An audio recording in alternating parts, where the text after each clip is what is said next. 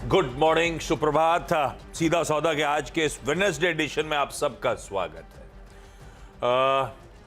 थोड़े दिनों से दिक्कत में है भारतीय बाजार, और वो दिक्कत दरअसल हमने एंजॉय करा था ग्लोबल मूड को, और वो ग्लोबल मूड थोड़ा सा अब रिवर्स होता हुआ यूएस लगातार जो दबाव बना रहे हैं उसका खामियाजा हम भी भुगत रहे हैं। तो यूएस में दरअसल कल फिर एक पेनफुल सेशन था। तीनों बेंचमार्क जो आपको पॉइंट्स में नजर आ रहे हैं, दरअसल 2 से 2.5% का दबाव था। दिन के लोज पे जाके डाउ 700 पॉइंट नीचे क्लोज हुआ, और हम जब कल क्लोज हो रहे थे हमने फ्यूचर्स को दबाव में देखा था, पर वो आधे से 1% का दबाव था। उसके सामने 2 से 2.5% की कमजोरी, तो अतिरिक्त दबाव जो उसके चलते एशिया पूरा स्क्रीन पर रखिएगा। मूड थोड़ा सा बिगड़ा हुआ, एजेक्स निफ्टी भी अब इंडिकेट कर रहा है धीरे धीरे कि हम फिर से आधे % के दबाव के साथ आज कामकाज की शुरुआत करेंगे। जूम इन करिए जरा कैमरे को, पिच दिखाइए तो समझ में आएगा पिच की असली हालत है क्या ये झांसा दे रहे हैं हमें लाल लाल? नहीं, ये तो हरी हरी थोड़ी सी पिच है। खैर इसकी डिटेल नीरज जी के पास होंगी। Neeraj ji good morning. ये बहुत ज़्यादा आज ग्रीन दिख रहा है। हरियाली है।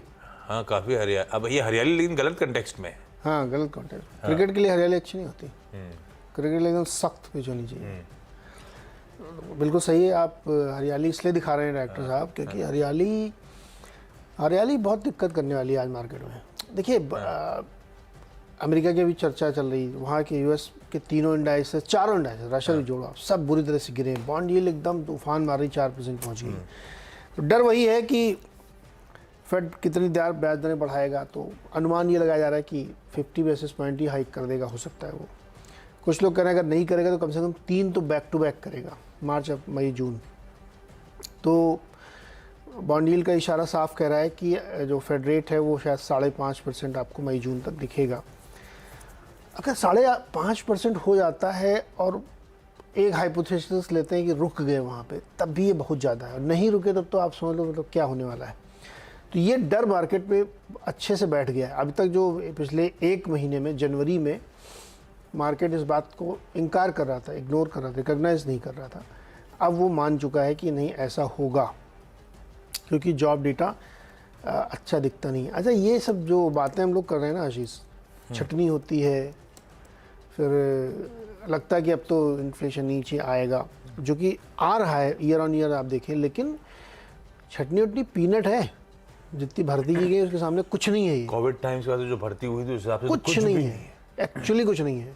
तो इसलिए वो बात नीचे नहीं बन रही है। फेड पावेल साहब प्राइवेट कंपनी को डेटा थोड़ी देंगे, लेकिन आप मेहनत करके पढ़िए, देखिए आपको लगता है कि कुछ नहीं चल रहा अभी। तो या तो रीएडजस्ट कर लीजिए आप, या तो एक तो छटनी मीनिंगफुल नहीं है। हाँ, होनी भी नहीं चाहिए, मतलब होनी नहीं चाहिए, और वो एब्जॉर्ब भी हो रही है। वो एब्जॉर्ब हो रही है।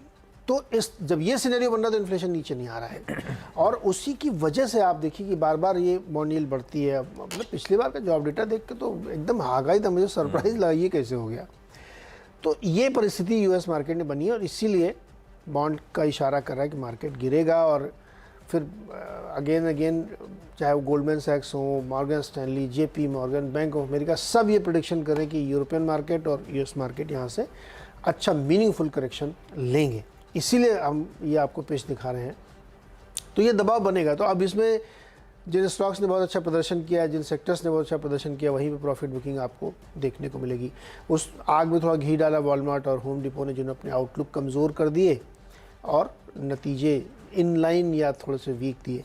तो आज की पिच वैसी है, बिल्कुल स्लिपरी है। ज़रा से चूके तो हारे को हरनाम हो जाएगा फिर।